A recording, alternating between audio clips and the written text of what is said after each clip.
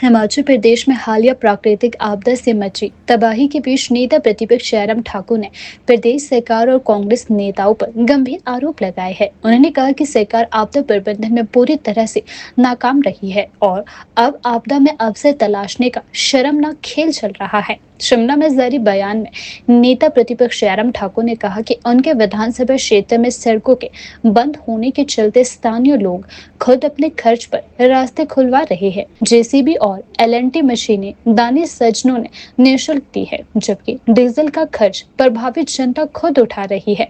सरकार जहां मशीनें भेजने में नाकाम रही, वहां जनता ने एकजुट होकर खुद रास्ते खोले हैं। लेकिन अब कांग्रेस के नेता उन्हीं सड़कों के नाम पर भी अपने बिल पास करवाने के लिए लोक निर्माण विभाग पीडब्ल्यूडी के अधिकारियों पर दबाव बना रहे हैं। यह वाक्य जयराम ठाकुर ने कहा है। उन्होंने यह भी आरोप लगाया है कि मुख्यमंत्री के करीबी नेता भी इस शर्मनाक प्रयास में शामिल है, जिससे पीड़ित जनता में भारी आक्रोश है। जयराम ठाकुर ने बताया कि तेजी गांव में 1 महीने पहले 11 लोगों की जान चली गई, लेकिन अब तक पीडब्ल्यूडी एक भी जेसीबी मशीन नहीं भेज पाया है। वहां भी स्थानीय स्तर पर आपसी सहयोग से रास्ता खोला गया है। यही कहना चाह रहा हूं कि 1 महीना हो गया, अभी तक सारी व्यवस्थाएं अस्थायी हैं। सड़क सुबह बनती है, दोपहर को टूट जाती है, दोपहर को बनती है, शाम को टूट जाती है। बहुत सारी सड़कें अभी तक अवरुद्ध पड़ी हैं। अभी प्रमुख सड़कों पर काम लगाया है। हमने सरकार की मदद करने के लिए प्राइवेट जेसीबी और जो जेसीबी के अलावा जो बड़ी मशीनें होती हैं उनको देने के लिए आग्रह किया। बहुत सारे लोगों ने दी है। कुछ लोगों ने बिना पैसे के वहाँ पर जेसीबी भेजी हुई हैं, मशीनें भेजी हैं, वो काम कर रही हैं। और कुछ लोगों ने कहा कि तेल का हमारे डालने का इंतज़ाम करिए, उस तरह से हम मदद करेंगे। और जेसीबी एलएनटी दोनों इस प्रकार से काम, लगभग 22 मशीनें मेरे विधानसभा क्षेत्र के अंतर्गत इस वक्त लोगों के सहयोग से काम कर रही हैं। हमारी मंशा है लोगों की पीड़ा कम हो, लोगों की सड़कें बंद पड़ी हैं, उन सड़कों को हम जल्दी खोल सके। और मुझे इस बात को लेकर के अफसोस जरूर है कि जिन सड़कों को हम खोल रहे हैं, कांग्रेस के लोग इस काम में लगे हैं कि उन सड़कों को खोलने के बिल उनके नाम पर बन सके। इस काम में लगे हुए लगातार पीडब्ल्यू डिपार्टमेंट के अधिकारी के ऊपर इस बात के लिए दबाव डाला जा रहा है, सड़क तो खुल गई, ये टेंडर हमारे नाम पर करिए। मशीन प्राइवेट लोगों ने दी, बिना पैसे के दी, टेंडर लगा करके अपने नाम पर पैसा कमाना चाह रहे हैं। और एक नेता तो मुख्यमंत्री के बहुत करीब है। टेंडर लगना था सड़क जंजाली का, हमारा खुथा के पास जो है वो सारा संपर्क टूट गया, क्योंकि वहां से आगे जाने की गुंजाइश नहीं रही।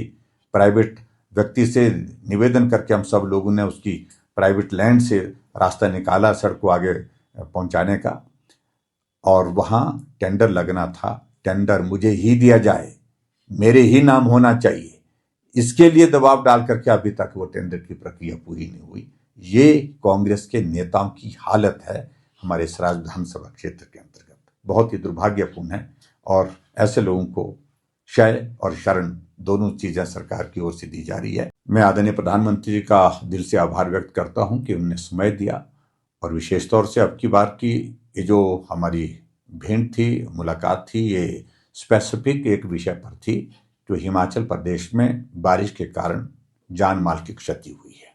मैंने पूरी डिटेल में बातचीत की है और उनसे मैंने निवेदन किया है कि आपने हिमाचल प्रदेश के लिए लगातार मदद की है। 2023 के बाद अब तक हिमाचल प्रदेश को लगभग 5,000 करोड़ रुपए की मदद हमारे यहाँ प्रदेश सरकार को प्राप्त हो चुकी है। डिजास्टर में पैसा सैंक्शन होना चाहिए। जैसे हमारे विधानसभा क्षेत्र में वाटर सप्लाई का नुकसान हुआ तो वाटर सप्लाई का प्रोजेक्ट बनना चाहिए। पीडब्ल्यू का डैमेज हुआ है तो पीडब्ल्यू के लिए स्पेसिफिक उसके लिए डीपीआर बन करके उसके लिए पैसा मिलना चाहिए।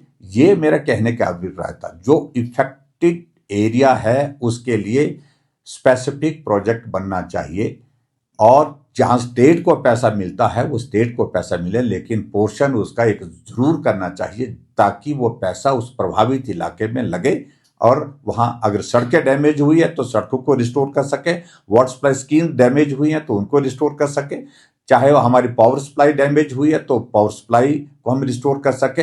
ये मेरा कहने का अभिप्राय था।